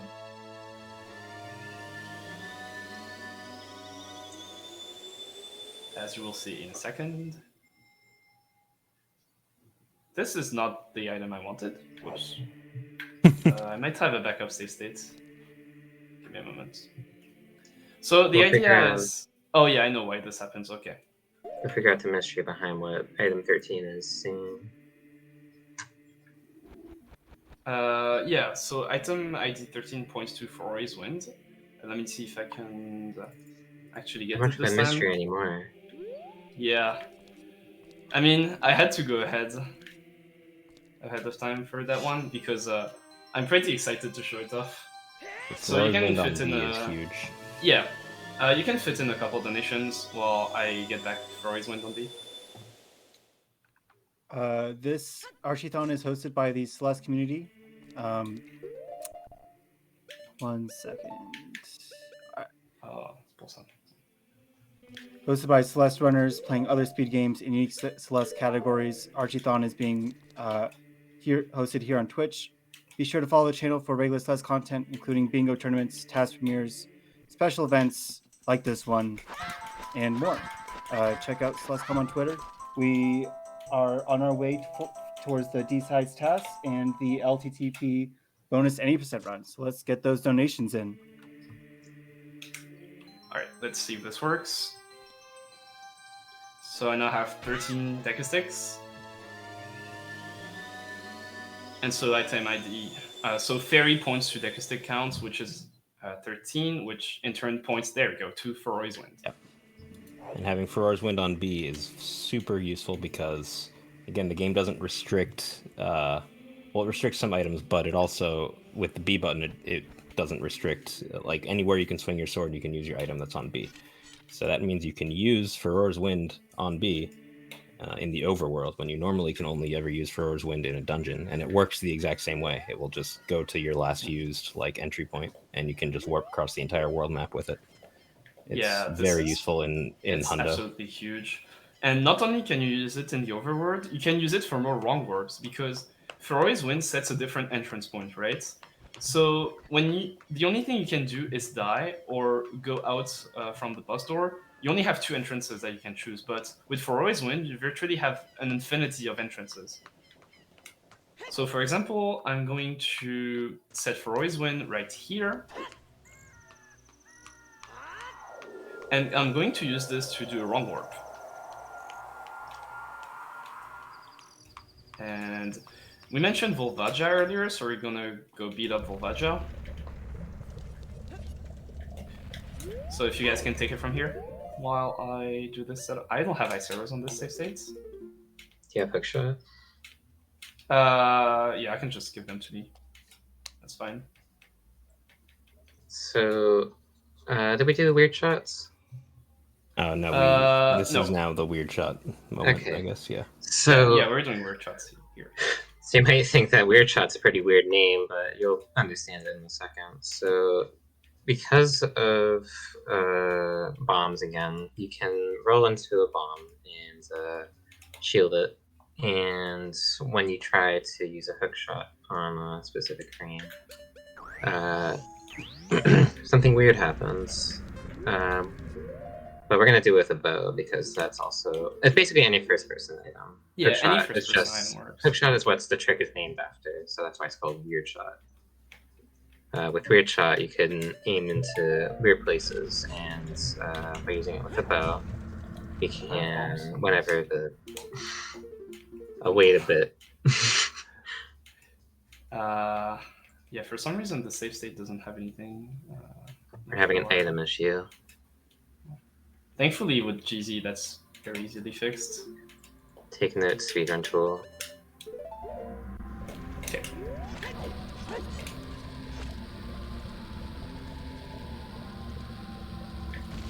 So this is another case of frame advancing. I am using my best claw grip right now because I have to press a bunch of buttons at once.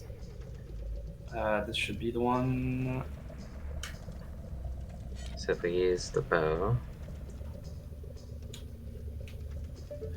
Okay, we're now under the floor. Yeah. We're So Link actually is not under the actually. floor. Yeah. Yeah, Link is above ground, but the camera is under the floor, and so you Here's can't Volvagia. see where the camera is.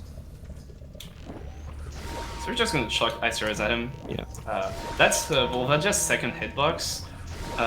So Volvagia has two hitboxes, one that goes out of the holes, and one that's supposed to go flying around. You can actually hit this. You can shoot arrows at him, even casually. And so we're damaging this hitbox before the fight starts. I'm using ice arrows because they do the most damage. Yeah, that's the only use of ice arrows, that they do more damage. Oh yeah, and we were mentioning weird shots earlier. You can also, we were just shooting arrows from there, but it's a pretty useful glitch as well to do that and then use your hook shot from under there, and you can reach targets that you normally couldn't. That's what weird shots are. Nope. This isn't a normal glitch, this is GZ again. Yeah, I forgot what my levitate shortcut was for a second. Don't worry about it. Okay, there we go. So now Volvagia has 0 health, actually, but because of the way the fight's programmed, you do need to actually hit him once. And to hit him, you need hammer, which is why we have hammer. Yep. And with power crouch stab, if you remember that from however long ago that was now, we can use a jump slash with hammer when we enter the fight, and that's going to let us, when we swing our sword, it just uses the hammer damage, so we can stun Volvagia with the sword. Well, in that case, because we have Feroy's Wind on B, we can just use hammer normally. It works the same. Right. That's the other thing I forgot to mention about Feroy's Wind on B, is it means you don't actually get to use your sword at all, so it has a downside, but you can work around it. Yeah. Luckily, your hammer is very powerful, taking out like a dragon in one shot. They do mention the hero swinging the hammer at Volvagia, so that's, I'm sure that's how it went, right? Yeah. So we did a wrong warp from this blue warp earlier by using a death. And what if we try like going somewhere else? With that death, we were brought to the front of Fire Temple, but now our Feroy's Wind would bring us to the entrance of Deathbound Trail. Yeah. So somewhere different. You don't actually need Ocarina items for this one because Feroy's Wind works as well, and you can use the menu anyway. Yeah, you can just use Feroy's Wind to just unbeat. And so you change your cutscene target, but then you change your warp target, but then the cutscene offset is applied, and we are in the credits. GG. Wrong warp is complicated, but it is very cool. Yeah. So this is actually a valid way to beat the game in runs that don't explicitly require you to beat Ganondorf, Ganon, or anything else. I believe at the time when this was found, it was a big debate, does this count as beating the game or not? Yeah. We ended up saying that, well, I wasn't there at the time, but the community ended up saying that as long as you go to the credits and you reach the end screen without crashing, you're fine. So in this And case, this would- you won't warp anywhere after the final Ganon Slash, so that works. And this wouldn't reach the end without crashing. And that's it for the main part of the showcase. Yep. So I do believe the bonus glitch incentive has been met, if I am not mistaken. You are correct. I Cool. also have a Nice. quick donation Yeah. that came in. $25 from Carrie. Thanks so much. Thanks so very much. A Link to the Carrie. Past was my favorite Hi, game Carrie. growing up, and is one of the key reasons I'm so invested in video gaming now. Here's Yeah, to seeing Uni swim through so walls. good. Let's go, y'all. Archie says trans rights. Yeah, it's always really funny to see your childhood game getting completely obliterated without any ounce of respect. Alright, so for this next trick, I'm going to do something called walking. Snog, if you can take it from here. So yeah, walking is a pretty complicated trick. Oh, your stream ended. Yeah, Discord Yeah, my stream stream died. died for some reason. I'll get it back up. Sorry about it. I think You're Discord not- just decided to restart. Oh, cool. Give me a moment. Am I not there anymore? Well, looks like we have to wait a little Yeah, we have bit some for them to get back funny down. tech issues. I'm not sure what's Oh happened yeah, there. somebody needs You have to some drag- time to talk Simplex. It looks like we're experiencing some technical difficulties. Just want to say thanks everyone for joining. We are on our way towards the Monica's D-Sides task and the LTT bonus any percent task. A Link to the Past will be right after this run, so more Zelda content coming right up. So let's get those donations in to reach that bonus any percent run and get to the D-Sides task incentive. Okay, I can see the game again. Yeah, I think I think we're Everything back. should be good. Shout outs to the tech crew. Thank you, Tech Crew. So, if you remember from earlier, we went out of bounds of the graveyards. That way we could be above and skip the loading trigger into this room. And this is going to involve that loading trigger again, but instead of skipping it, we're going to abuse it. Right outside of these stairs is a grave that leads into a grotto, which teaches you Sun Song. Wow. We don't seem to be going there yet, though. Opening that grave normally requires a lullaby, which plays a very long cutscene. It takes forever. But doing this by continually entering and leaving the graveyard with the loading zone, this loads a object that controls the rain intensity and this thunder that you can hear in the graveyard. And eventually, it loads so many of those that the grave is unable to spawn. You manipulate memory in a way that just makes it so that it doesn't exist. And that is faster than opening the grave with lullaby. Yeah. Plus, we all get to hear how to count to 17 in French. Yeah, also depending on the streamer, you might hear it in different languages because this is actually used in 100% speedruns. There's some Swedish as well. Some French there's a lot. There's some German as well, I've heard. Yeah, Axel claims he only counts out loud so chat can hear it, but like, come on, No, 17 it's is a big actually- number, Axel. It's it's actually because it's easier when you do it that much. It's easier to lose count, and so you're doing it because you want to keep track. That's what I'm saying. But Axel claims he's fine without it, and I don't believe him. 17 is the key number because that ends up being enough to manipulate memory in the right way. Yeah.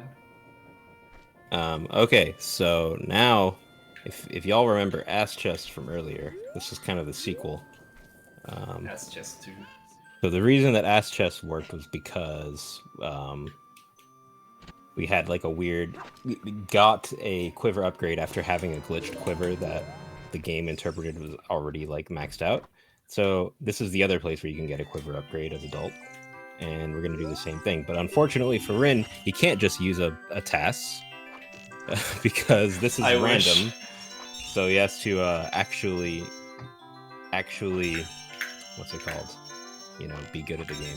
I should actually do the game. It's really hard. You're not saving state between every phase. I'm actually Yeah, I've evolved. my God. go. nice So first good. try. What a gamer. He's so good. So yeah, now just like with Ass Chest, because we got an upgrade for an item that was already in the glitch maxed out value, we can have some fun. Notice how the A button is grayed out, but it says grab when Link is facing this guy. So what happens if you press it? Oh. Just pick up the archery guy. Yeah. The Legend of Zelda Ocarina of Time. That's all I have to say about this. So unlike What Ass Chest, is happening? I don't even know why this happens. I just kind of enjoy the magic. Yeah, I genuinely have no clue what's going on. Also, because I'm guessing there was no reason to program his legs were there. Yeah, he's not supposed to be anywhere but behind that desk, and this room is like a fixed camera. They fixed it in Majora's Mask, actually. You can drop him too. If you try to throw him, then he just sticks in place. Like that. I'd like to point out that because he doesn't have legs, and he's only wearing that vest, like that's the only article of clothing he's wearing. This is kind of a dirty game. This is a kid's game. Yeah, that's a fun one that's completely useless. Well, it's very funny, so I don't know if it's useless. True. It's useless in runs, but it's pretty fun. Unlike Ass Chest, it doesn't have any actual use. This one's a bit more useful for if you're playing casually. So there's these golden skulltulas around Hyrule. There's 100 of them. And for 100%, you have to collect all of them. But maybe you just don't want to go around all Hyrule and collect every single gold skulltula, because that will take a while. This is a grotto in Hyrule Castle, and there's this gold skulltula that's right next to the end of the grotto. So you can collect it normally. Yeah, like this. But if you like that, so that's collecting a gold skulltula, and now the gold skulltula will never spawn again if you just collect it normally. But if you backflip and then collect a skulltula like that, you never close that text box, which means that the skulltula is not told to despawn. So now we have a gold skulltula. We have a token. And we open the grotto again with Song of Storms, which is a song in the game. I keep forgetting where the skulltula is. I think it's this one. Yeah, I think that's right. There we go. And look at that. There we go. Still there. This one again. You can keep doing this infinitely. I actually did this as a kid. I was very happy to be the only one I knew to have 101 Skulltula tokens. I felt very proud of myself. So this lets you duplicate gold Skulltula tokens. And so you might think you might think this is fast and would be useful in like Hundo or something, but there is a source requirement in Hundo, which means you need to actually get them from their literal locations, which is too bad. No, it keeps the category from becoming absolutely destroyed by new glitches. So there's a 100% no source requirement that I had mentioned earlier, and yes, it's 30 minutes long. 100% no source or with source requirement is 4 hours for reference. Yeah, and that's all because of stale reference manipulation. But without it, there's another. Yeah, go ahead. Sorry, without it would be only like 2.5 hours. So yeah, SRM is a bit broken. Yeah, and this method isn't actually really fast. There's a much faster method that I can't really show off here because it takes a while and it's really complicated. But that's what the old no source requirement route used to do. It involves completely ruining Lost Woods. It's cool. Go watch a 100% no source requirement run from like a few years ago. There's one that was done. Yeah, there was one at AGDQ. I think at 2020. Somewhere around that. That has a very early application of SRM along with duplicating heart pieces, which ruins Lost Woods, and it's very cool. Yeah. So this next save state is called Attack on Titan. You'll understand why soon enough. I think Rin just gave it that name. I don't believe that it's actually called Attack on Titan. I think that Jean just gave it the name, and we're going with it. Yeah, well, in GZ, when you import the save state on console, you can see the console name. So I had to name it out loud to circumvent that because of emulator. So in Hyrule Field, as child, there's those enemies called Stall Children that keep following you. and you can defeat them over and over and over. They just keep respawning, and after you defeat another of them, a big one starts spawning. Using Power Crush Stab as well right here to store jump slashes. Normally you kill them in 2 hits. It's like 8 of them or something, right? Yeah, it's 8. There we go, that's a big one. This guy's always going to drop me a blue rupee. And you can keep doing this infinitely. Oh, nice. So if you use a cheat to prevent time from advancing, you can actually kill a whole bunch of them. And the thing is, those big stall children get bigger and bigger, but there's actually no upper limit to how big they can get. And so if I use a save state here to speed things up, something's really interesting is going to happen here.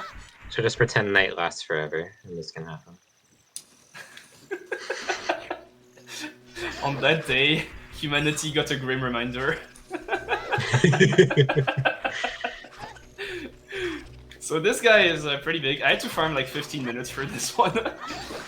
And the funny thing is that he's so high up that he starts moving extremely fast.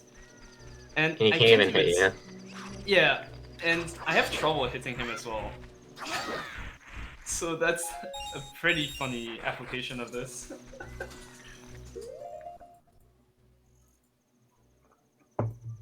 And here's another Kojiro RBA. This is a bit of a big one. If you RBA Kojiro, you can actually get a bomb back from it. So I'm going to catch back with Kojiro on zero. Wait, no, that's not how it works. Wait, yeah, that is. Okay. So, right now, I have a bomb bag, holds 30 in my inventory. I can't really select the other bomb bag that's on my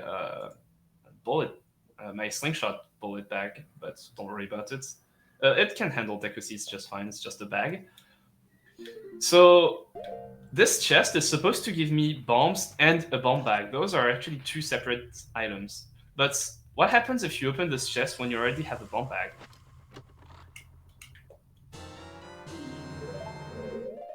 Huh, the bomb bag's not supposed to be there. It's not an inventory item. This is my Bonchu slot for anyone that's wondering. You can equip this. If you try to use it, it works in a weird way. Oh yeah, it's eye drops as well. Yeah.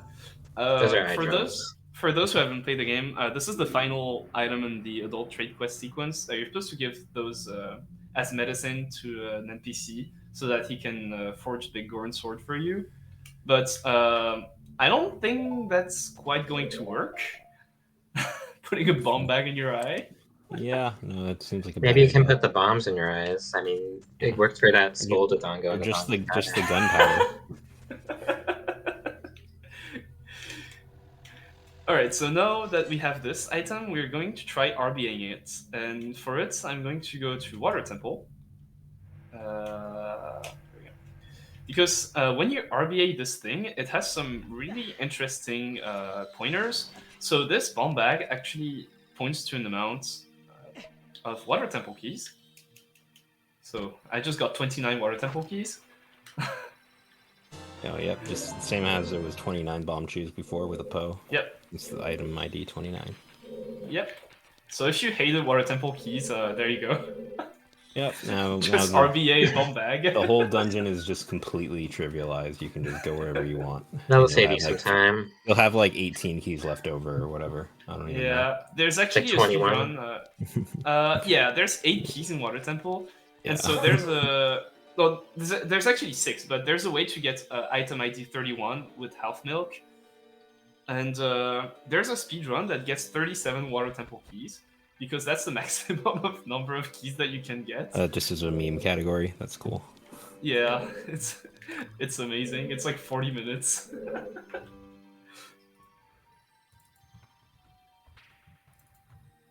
So You can get more if you manipulate memory with SRM, but yeah, but that's the best non-SRM way to get it. Oh, are you not showing the weird shot face? Or no? Oh, I That's- completely forgot. Ah. Thanks, Dan. I somehow This is glossed very over it. important. I glossed over the. I have 2 save states for it as well. I just glossed over it for some reason. unbelievable. All right, so this is another place where you can do a weird shot with the hook shot this time, and I will let Dan take it from here because he's an enjoyer of that trick. So okay, we're gonna do a weird shot setup where you get Link, clipped underground, and you'll see even though we mentioned before his actor is still above ground, but you'll still see his character model below ground, and that combined with we're going to use, I think, FreeCam to take a look at what the Link's model actually looks like when he's in that strange weird shot state. So I think some texture mapping goes awry. Yeah. And he has quite an interesting face. Yeah, the legs are even broken, and if you go ahead and look at his face, his face is interesting. He's got mouths for eyes. What? Eyebrow.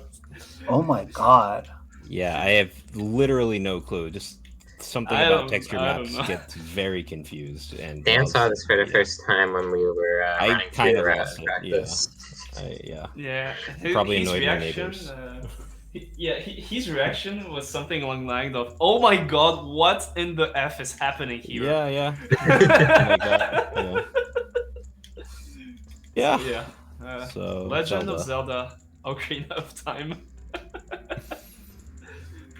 Yeah, I guess Link's really upset with being clipped into the ground. Yeah, he doesn't like this. I think, is this what happens when you get clipped into the ground? If I were to teleport into the ground, would this happen to me? Probably. Probably. Only with the weird shots. Yeah. So if you can somehow do a weird shot, then sure.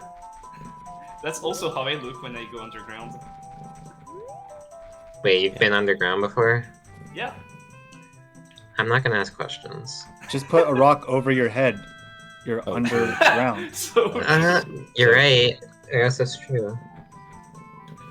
Alright, so I mentioned earlier, right at the start when I was showing off ground jumps, that moblins are a pretty cool enemy. So moblins are an enemy that you only meet as adults, so you're not really supposed to use the boomerang on them, but if you somehow do, something interesting happens. Whoops, just missed the throw, that's fine. So you can actually stun them, hookshot would kill them, and they do this weird charge thing. Yeah, that is not normal behavior. That's very OP, actually. Yeah. And so now I'm going to have this moblin attack me. Please. There we go. So now he's in that state where he's going... Fine. I'll do it this way.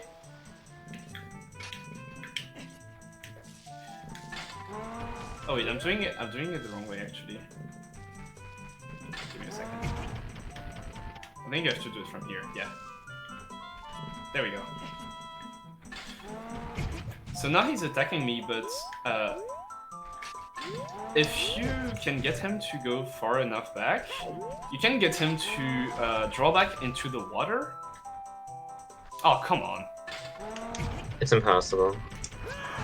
I'll just load the backup save states. Just believe me, you can get him to run underwater. So moblins have water breathing apparently. He's just walking, doing his thing. and something really interesting is going to happen when I get hit by a moblin underwater. So he's going to attack me, and right as he hits me, I'm going to unequip Iron Boots, and this is going to do some weird interactions where Link is supposed to be caught on top of the Moblin Spear right now, but this hasn't really had time to happen. And so I'm going to move to another water pool and try to pull out hook shots.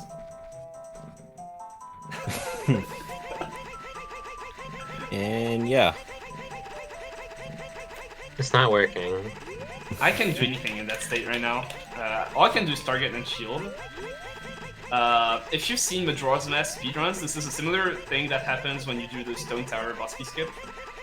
Except it's you're actually dancing. Someone put on some music. Yeah, it's actually useful in that game. We have good music in the background for Secret Forest meta. The song slaps. And something even better happens if you go underwater. You can... okay. Pause is weird, it lags. You can equip Iron Boots for extra flavor. In case it wasn't intrusive enough. And once you go underwater, Link starts behaving differently as well. T-pose to assert dominance. True. So right now I'm pretty much soft-locked. The only way out is getting hit again by a Moblin underwater, but I'm not gonna do that because I have more things to show off. And this is when we start the kind of SRM show-off, because some of the things that I'm about to show off you can actually get with SRM. I'm just going to show them off using GZ because I don't want to show off SRM, I'm not dealing with that. It's really hard and complicated, and I hope that we've explained enough. It's really cool, but we both don't have the time or the ability to talk about it. Yeah. So really quick, can I get a donation in? Yeah, Sure. Go ahead. Sure. First of all, thanks Raiders for coming in. Welcome to Archiethon. We have Hi, one Raiders. donation from Amber for $20. Oh boy, an 80% bonus, 80% LTTP run. I'm sure it shows everything the game has to offer. I've got to see it. Yeah, welcome in Raiders. We are trying to hit the 150 bonus 80% run milestone, as well as the D-Sides task. So get those donations in. Yeah, you really want to see those, trust me. So more numbers explanation. The 5.5 right here is Link's horizontal speed, the same as before when I was showing off movements. The number above that is Link's vertical coordinates. As I go up, this goes higher. And the 0x11, 0x doesn't actually mean anything. Well, technically it does mean something in terms of like data value stuffs, but the only numbers that matter for the purpose of this exhibition is the 2 ones. So these are actually 2 bytes that represent my tunic value and my boot value. So I'm going to use GZ to arbitrarily change these values. So for example, I have to look at my notes real quick because I forgot which one it is. I think the left one is the tunic and the right one is boots, but I'm not sure. So for example, as soon as I change this byte to 2 and pause, okay, so that's the boot value. So Link now has Iron Boots, because my boot value is 2, and that points to Iron Boots' memory. You can get Hover Boots in that way. This is Hover Boots. It works weirdly as child, but it works functionally the same even though it looks weird. You can change your tunic. Tunic is pretty interesting because some tunics give you a cool color. For example, this is called as the A tunic. So this isn't quite Goron tunic, it's something a bit different. And when you look at where this tunic is equipped, something interesting happens. I want to show it off a little bit because it might have been hard to catch.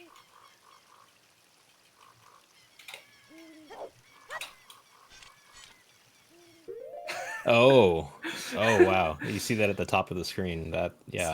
That's supposed to be the square that shows what you're equipping. This game is weird and interesting.